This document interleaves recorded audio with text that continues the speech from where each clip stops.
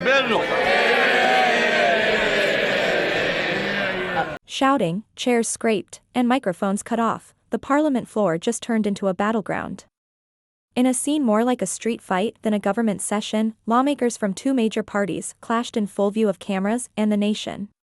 It wasn't just a disagreement, it was a political explosion. Only moments ago, inside the main parliament chamber, what started as a heated debate quickly turned into a full-blown confrontation. As members gathered to discuss a controversial national policy, tension filled the air. The speaker tried to maintain order, but it was clear from the start, no one was ready to listen. Voices rose. Accusations flew across the aisle. One member slammed his papers on the desk and pointed fingers directly at a senior minister. The room went silent for a second, and then chaos broke out. A member of the opposition stood up and shouted, calling the new bill a betrayal of the people.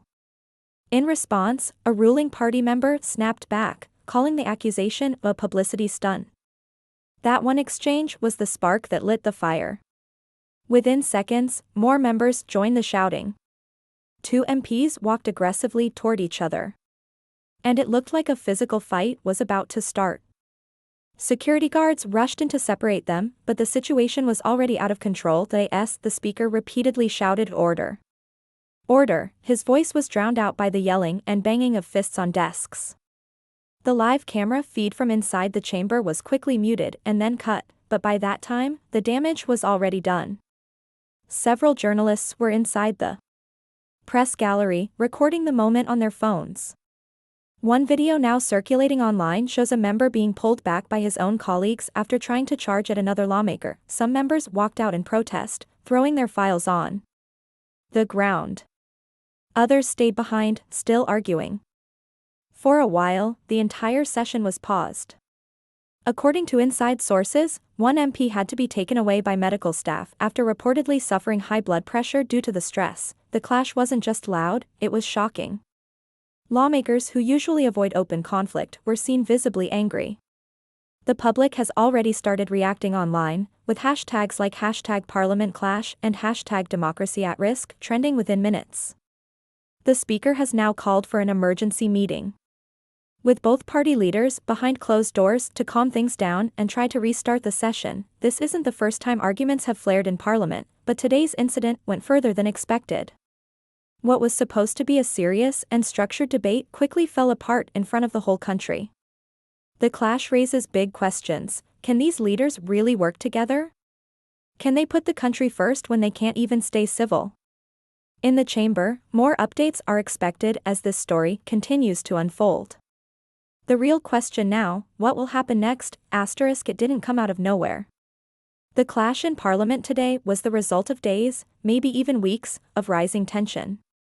What finally caused everything to explode was a proposed bill that has deeply divided the government and the public. The bill, which aims to make sweeping changes to the national tax system, was introduced by the ruling party and immediately faced strong resistance from the opposition. The government claims the bill is meant to simplify tax brackets, close loopholes, and increase funding for public services. But the opposition says it's a disguise for something more harmful. They argue the changes unfairly target small businesses and middle-income families, while giving major tax breaks to big corporations and political allies.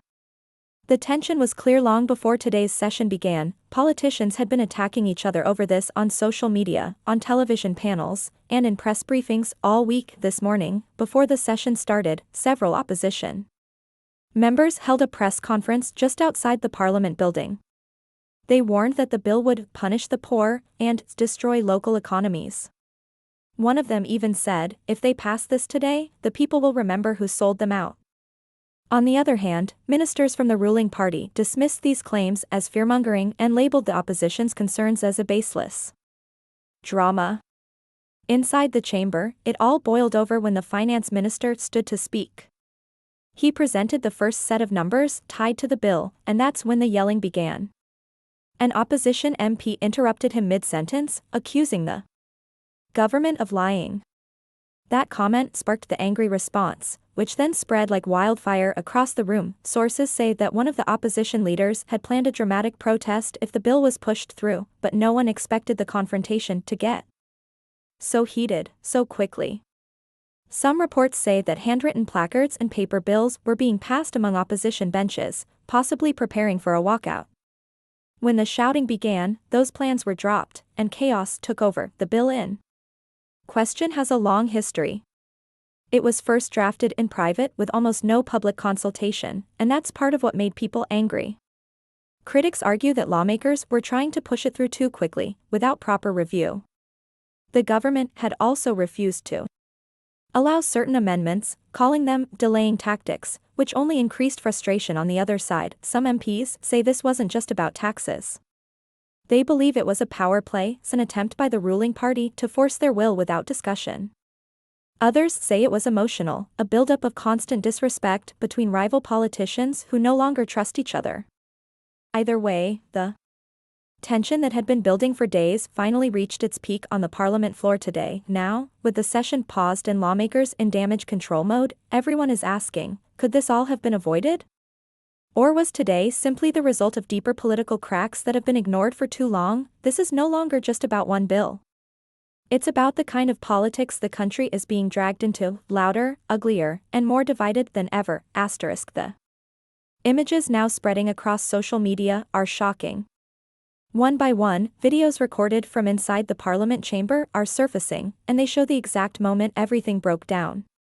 While the official live feed was cut during the chaos, several journalists and even lawmakers captured the fight on their phones. These videos are now going viral, giving the public a raw and unfiltered view of the clash. In one clip, a senior opposition MP can be seen standing up and pointing a finger straight at the finance minister. His voice is raised, and though the audio is shaky, the words liar and corrupt are clear. Another lawmaker stands between them, trying to ease the tension, but is quickly pushed aside. Then, in the most widely shared video, two members can be seen walking toward each other aggressively. One of them slams his hand on the desk, while the other lifts a document binder in defense. Chairs are pushed back. A female member tries to step in and stop them, but the shouting only grows louder. From the press gallery, reporters caught a wider angle. The footage shows a group of lawmakers gathering in a tight circle, raising their arms, arguing fiercely. You can hear the speakers voice over the microphone yelling, "This is not acceptable. Sit down at once." But no one listens. Instead, one member throws a bunch of papers into the air, and another shouts over him, calling for a vote to be postponed. Security guards then enter the scene. They try to separate members who are standing chest to chest, exchanging sharp words. One guard places a hand on a lawmaker's shoulder, who then jerks away angrily, almost causing another reaction. At least 3 guards are seen on camera, trying to maintain calm, but even they appear confused about where to intervene first. In another dramatic moment, one MP appears to collapse onto a bench, clutching his chest. That video spread fast, sparking rumors that someone had suffered a heart attack. Later reports clarified that he had high blood pressure due to the stress, and was treated by on-site medical staff. Thankfully, he is now stable, but the footage alone left many viewers stunned. Some videos also show lawmakers slamming their microphones, others tearing papers, and one member screaming into the air as she walked out. While official cameras stopped broadcasting, these phone recordings exposed everything, and gave people a rare look at the raw emotion and disorder behind closed political doors. Social media reacted instantly. Within minutes, hashtags like #ParlamentBrawl, #ShameInTheHouse, and #LeadersBehave trended nationally. Memes were created, anger poured out in comments, and calls for resignations grew louder. News anchors and political commentators played the footage on primetime television, analyzing frame by frame how quickly things fell apart. What's most alarming isn't just the shouting or the pushing, it's the breakdown of respect and decorum. Parliament is supposed to be the highest forum of debate and decision-making, yet what the cameras caught looks more like a fight club than a chamber of law. Even seasoned journalists say they've never seen anything like this in recent years, and while some lawmakers tried to play down the incident, calling it just passionate debate, the videos tell a different story. People saw the anger in the eyes of their representatives. They saw the pushing, the threats, and the chaos. And they're now asking, if our leaders can't control themselves inside Parliament, how can they lead the nation outside of it? The footage is more than just viral, it's a mirror. And what it reflects is something far more troubling than a single clash. The dust hasn't even settled, yet the political consequences are already rolling in fast. Within hours of the shocking clash, statements began flooding in from party leaders, government officials, and even international observers. Everyone is scrambling to respond, but instead of clarity, there's blame, finger-pointing, and deepening division. The Prime Minister released a short but firm statement, calling the incident unacceptable behavior that disrespects the nation's democratic values. He blamed the opposition for deliberately provoking a scene to stall reforms, while also promising a full review of what went wrong. Meanwhile, the leader of the opposition held a press conference outside Parliament, standing in front of dozens of reporters. She called today's session a disgrace orchestrated by the ruling party to silence debate and accused them of bullying tactics and authoritarianism. Both sides are now demanding action, but for very different reasons. The ruling party wants disciplinary action taken against opposition members who interrupted and allegedly threatened ministers. In contrast, the opposition is demanding that the finance minister resign for misleading Parliament and escalating the situation. Behind the scenes, a special emergency committee has been formed to investigate the entire incident. The Speaker of the House is under pressure as well, with some claiming he failed to maintain order and allowed tensions to escalate. Opposition parties are even hinting that they might boycott future sessions unless proper steps are taken. Political analysts say this is more than just a temporary embarrassment, it's a turning point. The country is already dealing with economic instability, protests in major cities, and public distrust in government institutions.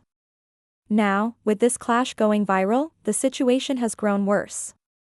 Several civil society groups have called for public accountability and urged both parties to put aside their differences before the damage becomes permanent. What's more troubling is the impact on upcoming policies.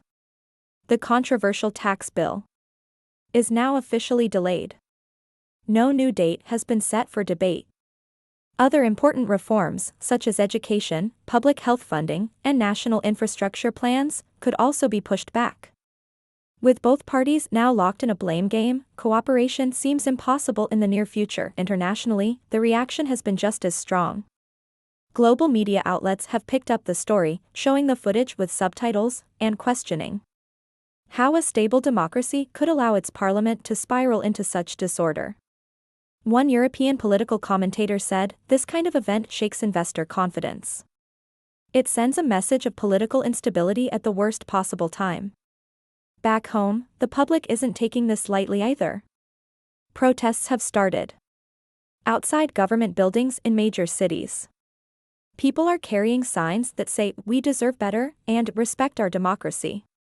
Some demonstrators are calling for a no-confidence motion, while others demand that both sides publicly apologize and work together to repair the system, and yet, within Parliament, the tone remains defiant. Lawmakers are doubling down on their positions. Some are even turning the clash into a campaign moment, posting edited videos online, claiming they stood their ground for the people. In truth, no one walks away clean from today's events. Whether it's the ruling party or the opposition, the public has now seen them at their worst. The fallout isn't just political, it's personal. Voters are watching closely, and they won't forget. The big question now, is there a path forward, or are we heading into an even deeper crisis of trust and leadership?